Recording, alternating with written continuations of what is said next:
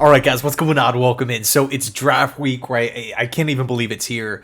I have a feeling draft night is going to be absolute madness, right? It's going to be complete pandemonium. I think we're going to see multiple trades. What's going on with the quarterbacks? Who's going to be trading up? Who's going to be moving back? When's the first defensive player coming off the board? And of course, right, who are the New York Jets going to be selecting in the first round? So with that said, let's jump into the 7-round New York Jets mock draft. And by the way, this isn't really necessarily what I would do if I was Joe Douglas. This is more so what I think Joe Douglas and the Jets are going to do on draft night. But with that said, I'm a massive fan of all these players here. And please let me know your mock draft down below in the comments section, right? Or, at least first round. One thing to keep in mind, right? Nobody actually knows what's going to happen. If we think back to last year, we were literally getting mock drafts the day before the draft, with Will Levis going in the top 5, right? How many Jets mock drafts did you see with Will McDonald going at 15? So nobody really knows exactly what's going to happen. And it's always so much fun to just kind of talk about, every different, draft avenue, right? Because it's just anything could happen, right? We've seen stranger things. This is the NFL draft we're talking about here. So again, anything can happen. Let's hop into this mock. So with the 10th overall pick here in the first round, I get the feeling that the Jets are searching more so for a pass catcher than an offensive lineman. Again, this is not necessarily what I would do here, but I just can't get over these Douglas press conferences. I mean, he just sounds so confident when talking about the O-line. Like, it's a complete product. Like, he actually used the word, it's complete. I feel like every single time he opens his mouth, he's raving about the offensive line. And, could it be this massive smokescreen that's been taking place or going on for months? Maybe. That's definitely a possibility. I feel as though Olu Fashanu makes so much sense for the Jets at spot number 10. But again, with Douglas, I'm not important here. Joe Douglas is the one who's important. He's the one making the picks for the Jets on draft night. And I feel as though they're going to be targeting wide receiver. I don't think Neighbors will be available. I don't think Marvin Harrison will be available. I think it'll be Rome Odunze. I think he's going to be the one that falls to the Jets. I'm not buying the rumors, or I guess maybe the mock drafts of the Bears selecting yet another wide receiver. I think there's only one. There's only one football to go around, right? They signed Gerald Everett. They already have DJ Moore. They already have Cole Kmet. They signed DeAndre Swift to a 3-year contract. You're not going to hand out a deal like that if you're not going to use them. They traded for Keenan Allen. I mean, how many times do they really envision Caleb Williams dropping back per game? 40? There's so many mouths to feed on that Bears offense. Are they really going to take another pass catcher in the top 10? I just don't know. I just don't. Especially having a high second round pick. I think if they really wanted a wide receiver there, they can target a wide receiver in a deep class. I think Eberflus will be targeting a defensive end, either a defensive end or a trade back. But I think Rome Odunze has a chance to fall to the Jets at spot number 10. And if we take a look at his strengths, he brings a ton to an NFL offense. Size, box out ability, toughness / physicality, production, consistency, professionalism. I felt like whether you're, watching Washington, whether you're a Huskies fan, what have you, every single time you watch them or you put them on a year ago, didn't matter who they were playing, top competition, lesser competition, doesn't matter, Odunze's producing. He's getting in the end zone. He's making tough contested catches. He's hurting teams over the middle of the field. He's tough to bring down in open space. You never really get the sense that he just goes down so quickly on initial contact, or he's looking to step out of bounds, or he's looking to duck down to dodge a hit. You get the vibe that he kind of seeks contact, which I really like in a wide receiver. Again, the box out ability, you can line him up on the inside too. I feel like that's such an underrated part of Odunze's game. I feel like Odunze is going to take a lot of pressure off of Garrett Wilson and Breece Hall, as well as provide Mike Williams some security, right? Because we don't necessarily know if he's going to be healthy for the start of training camp. I envision Williams being ready for the start of the season, but in the event that he's not, it'll be really, really nice to have Odunze there. And then on top of that, when Williams is healthy, the trifecta at wide receiver, I think, is going to be really nice for Aaron Rodgers. Out of all the quarterbacks in football, you got A-Rod throwing you the ball. So I think this does make a lot of sense. Again, I'm more so offensive line, and I'm a big big fan of Brian Thomas. He's actually my number 3 wide receiver in this, in this draft class. But I think when it's all said and done, Odunze will be a Jet. Okay, so no second round pick, as we all know. Moving straight to round 3, pick 72. I'm targeting offensive line, right? Since we're going pass catcher in round 1, I got to go in the trenches. And I think there's 3 players that make a ton of sense for the Jets, specifically in round 3. The first is Brandon Coleman, tackle/guard from TCU, maybe projects better to the NFL game as a guard, but an ultra athletic type of offensive lineman. Somebody who has a ton of experience both at left guard and left tackle. He has a bunch of starts under his belt. He's actually played 2 on the right side. He was second team All Big 12 a year ago. So I think Coleman could be in consideration here. I think Blake Fisher makes a ton of sense from Notre Dame as well as the team's starting right tackle. I mean, he has size. He moves well for his size. He has a lot of starts. Despite being a redshirt sophomore, he has experience at left tackle and right tackle. He has a lot of potential. Former 5-star athlete coming out of high school.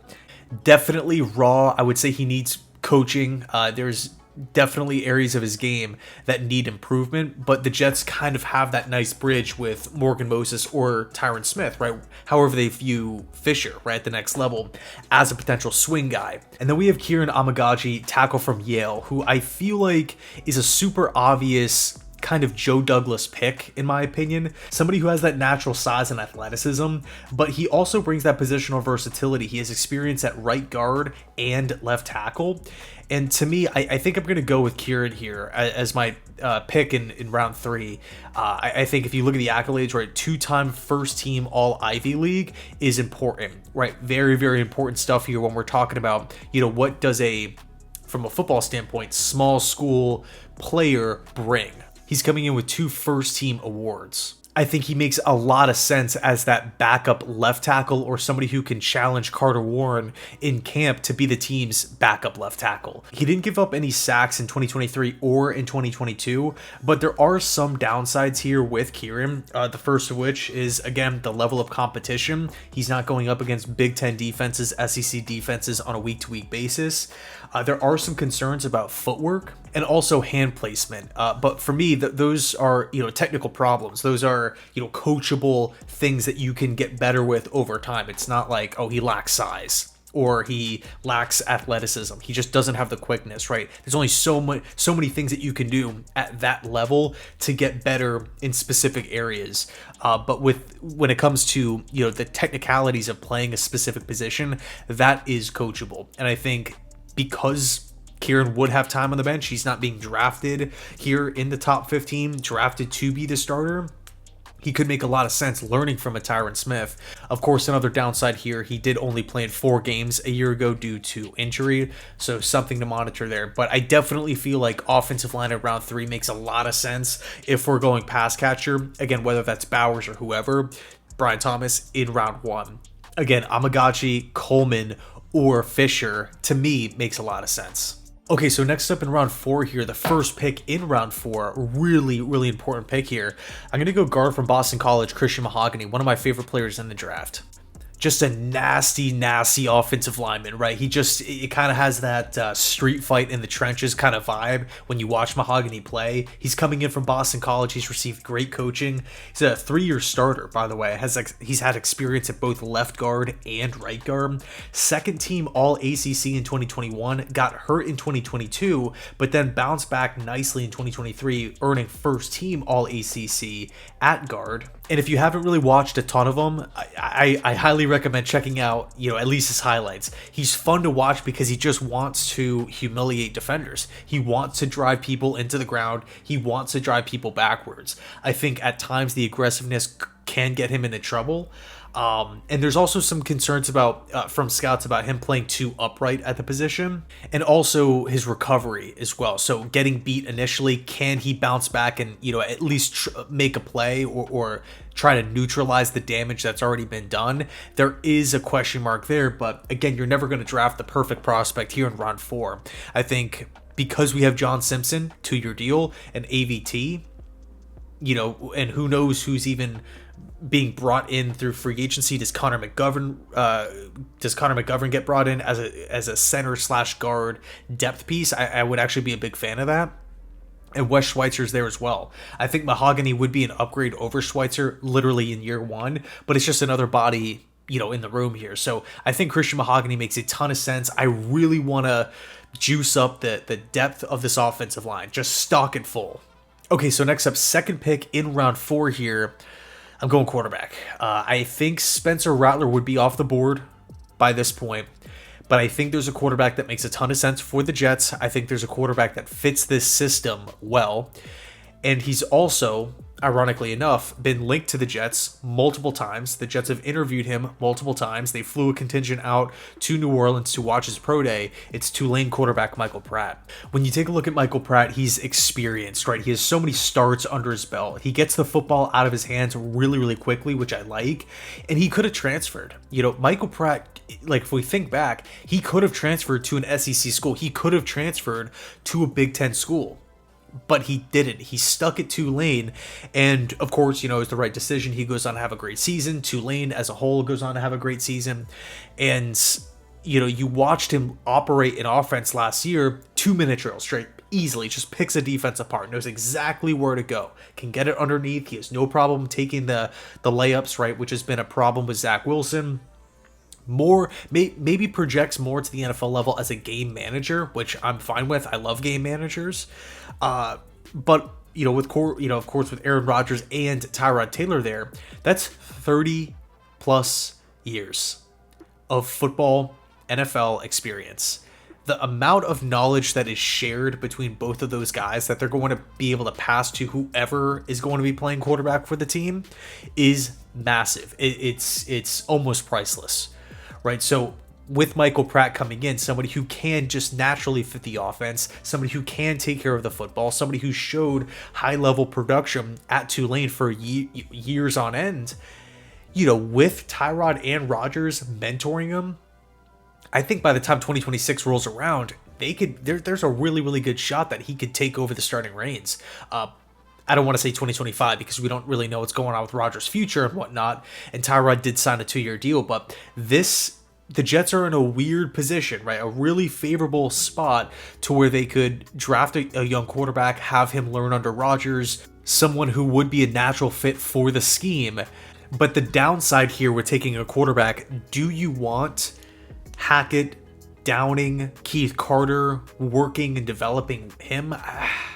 That's where it gets a little questionable, right? I don't want to go down the rabbit hole of, is Hackett going to be here for the long term? Will he be fired if things don't go well or anything like that? I mean, it's too early in the draft's in a couple days.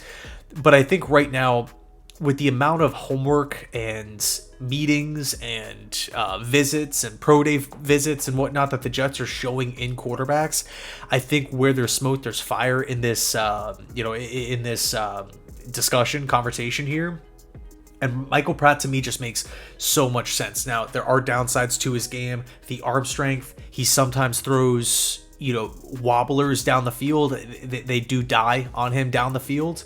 I don't know if he could really push the ball deep down the field at a consistent level. He kind of reminds me a little bit of Mike White, but more so Cooper Rush for the Dallas Cowboys. Somebody who I feel like, again, just can operate and maneuver an offense, and he's not going to sit back there and look confused and just get sacked like a Daniel Jones or Sam Darnold, right? Or even a Zach Wilson. So Michael Pratt to me, I think in round 4 with the second pick in round 4 makes a lot of sense. Okay, so next up, no 5th round pick. We're jumping right to round 6, pick 185. I have the Jets going with defensive tackle Justin Rogers from Auburn. Now, this is the section of the draft where you maybe have identified a trait or two that you really, really love in a prospect. Most of the prospects being picked at round 6 and 7 kind of project to the NFL as either a depth piece, a potential starter one day, 3 years, 2, 3, 4 years from the point that they're drafted, or maybe a special teams contributor. And I think Justin Rogers is interesting because from a scheme fit standpoint, he doesn't really make a ton of sense, right? To me, Rodgers is like a 3-4 traditional nose tackle. I think if it was 04, 05, 20 years ago, Justin Rogers would be held in such a higher regard. But the game is changing where I feel like there's more responsibility to be agile, quick on your feet. I mean, the expectations that interior defensive linemen have are crazy these days. Aaron Donald, Quinnen Williams, Chris Jones. I mean, they're kind of ruining it for a lot of defensive tackles that maybe are just run stuffers, or guys that are, guys that can hold down that anchor in the middle of the defensive line. Again, I do feel like Rodgers maybe he would maybe be a better fit for a 3-4 type of team. But I think at the end of the day, Saleh, Ulbrich, they've shown the ability to identify traits in defensive linemen, no matter the scheme fit, right? There were questions about Will McDonald's scheme fit.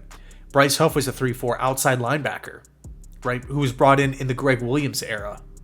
A lot of people forget that Bryce Huff could be a stand-up rusher or a hand-in-the-dirt type of 4-3 D end. Who else? Quinnen Williams was a 3-4 guy, drafted in with Greg Williams and Adam Gase in 2019. John Franklin Myers, another guy, right, came over from that 3-4 and has made it work in the 4-3. Saleh and Ulbrich know what they're doing with the defensive line. Leki Fotu, is somebody who was brought in to be the team's primary run stuffer. I think if Rodgers can, in the event that something were to happen to Fotu, an injury in camp, what have you, I'm not saying Rodgers can step in right away, but from a depth chart standpoint, or a 90-man roster standpoint heading into training camp, to get Rodgers behind Fotu as that traditional run stuffer, right, in this defense. We don't have many run stuffers in this defense. Really, it's only Fotu. Al Woods is long gone. He was brought in to be the team's run stuffer last year, ends up getting hurt. We brought in Leki Fotu from Arizona this year. We'll see what happens, but I think it would be nice to add some depth to the inside of the D line, but specifically getting a bigger, maybe more of a traditional nose tackle, again, on the interior to help stuff the run. Okay, so pick 256, first pick in round 7. I'm going safety from Air Force, Trey Taylor, the Jim Thorpe Award winner, which is the best defensive back in college football. He won that in 2023. Taylor's my type of safety, right? He kind of reminds me a little bit of like a miniature, or like a Honey Badger Jr., Honey Badger Light, like Tyrann Mathieu coming out of LSU, a do-it-all type of safety, right? He can play as that traditional free safety. Taylor has good ball tracking abilities. He can come down into the box, make plays in the running game. He's a big time hitter. He could also cover tight ends, which I really, really like. A nickel type of safety, right? Somebody who is flexible with his position. He kind of actually reminds me a lot of like somebody that Todd Bowles would really like. Actually, now that I'm thinking about it, was Todd Bowles in Arizona when they drafted Honey Badger? Maybe. I don't even know. But in any case, to me, would come in as, the type of player that isn't like locked into one position. Oh, he can only do this, and that's pretty much it. If he's not living up to it, we're gonna have to release him or something. He's a guy that I feel like could maybe impress.